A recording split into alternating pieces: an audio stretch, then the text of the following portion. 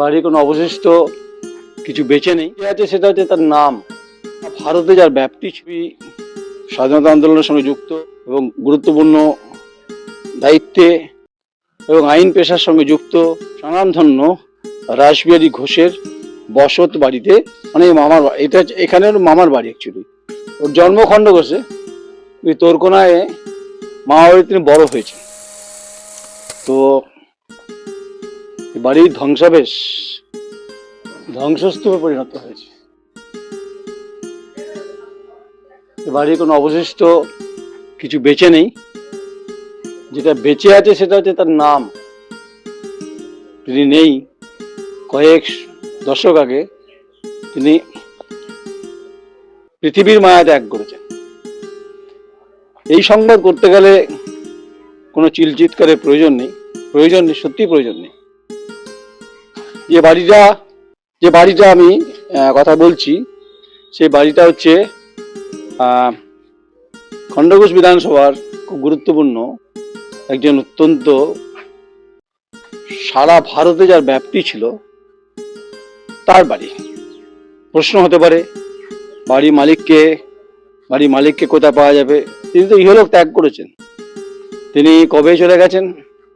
সালটা অবশ্যই 1921 সাল, মাফ করবেন 1921 সাল। আর 28শে ফেব্রুয়ারি তার মৃত্যু দিন ছিল।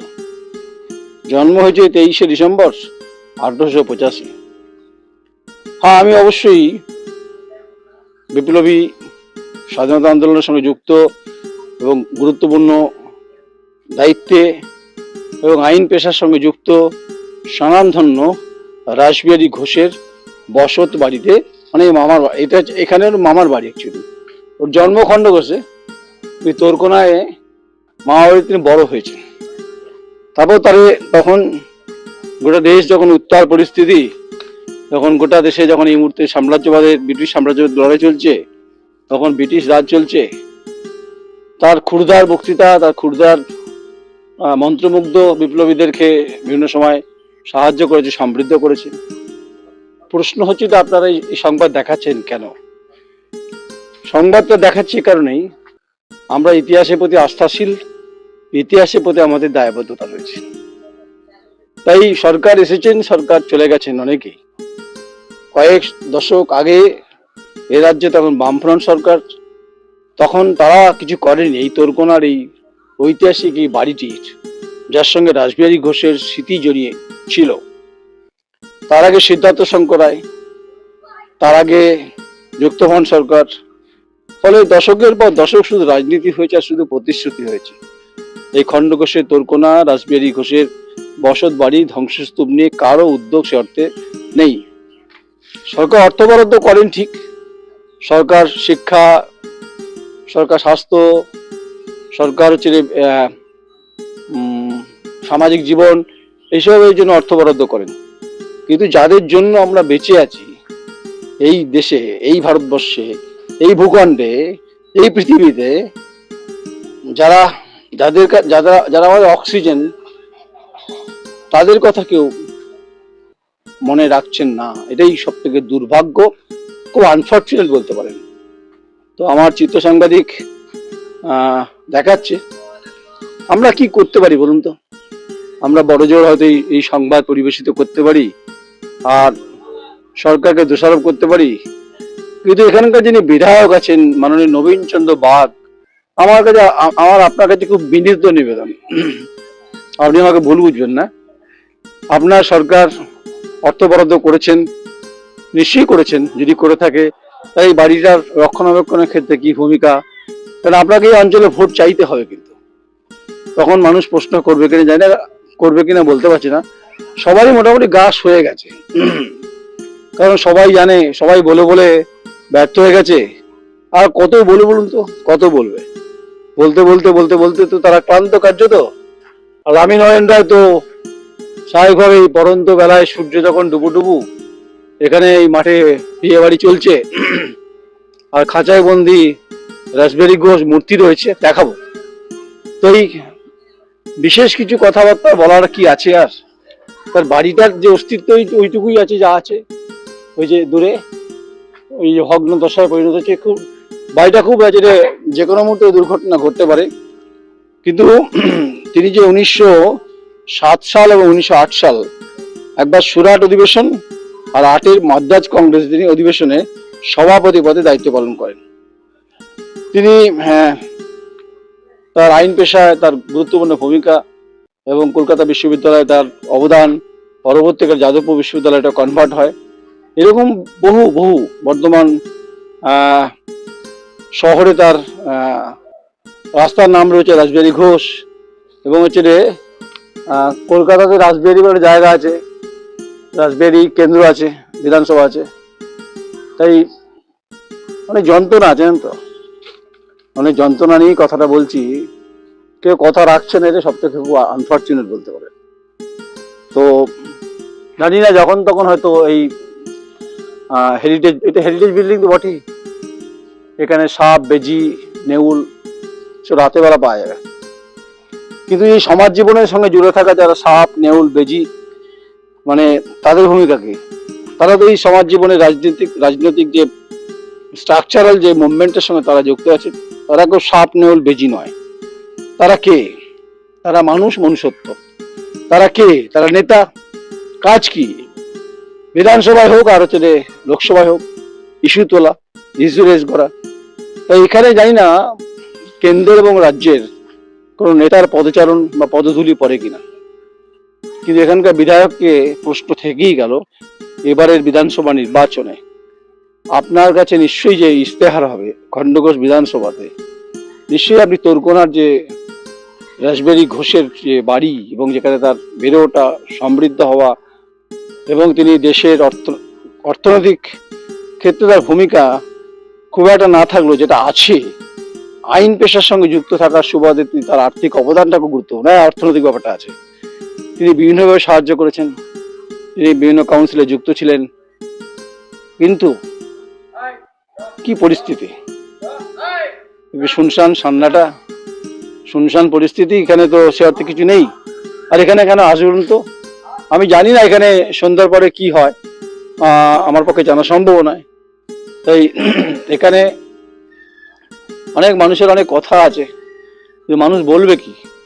মানুষ কি দেয়ালে লিখবে নাম, না পাথরে? পাথরে তো লেখা নাম পাথর নয়, ইট, ইট, লাল ইট।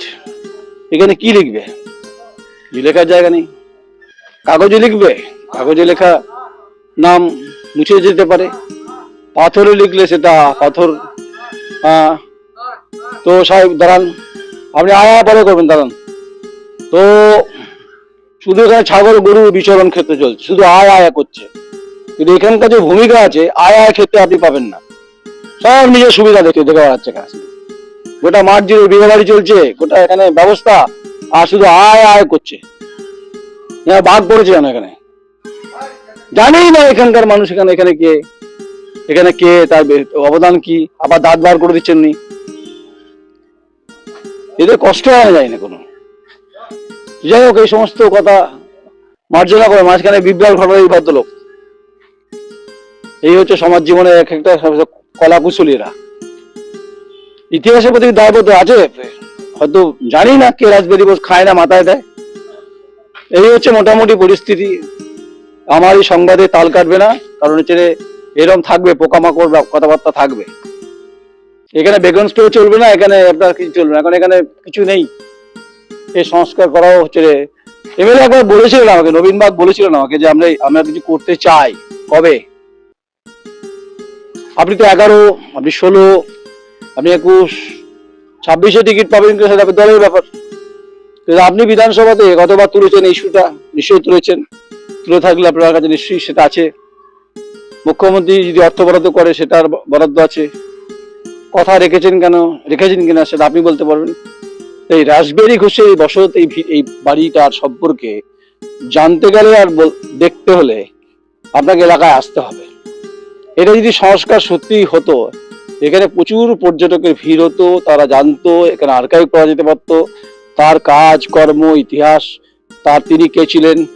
আজকের যারা মডার্ন হিস্ট্রিতে যারা গবেষণা করেন, সেই সমস্ত ছাত্র ব্যবস্থার সঙ্গে এবং শিক্ষার ব্যবস্থার সঙ্গে ছাত্র এবং ছাত্রী, স্কুল হতে পারে, কলেজ হতে পারে, বিশ্ববিদ্যালয় হতে পারে, গবেষণা ক্ষেত্রে কিন্তু এই ধরনের মানুষের জীবনপঞ্জি, ইতিহাস, তথ্যভিত্তিক কাজে লাগতে পারতো।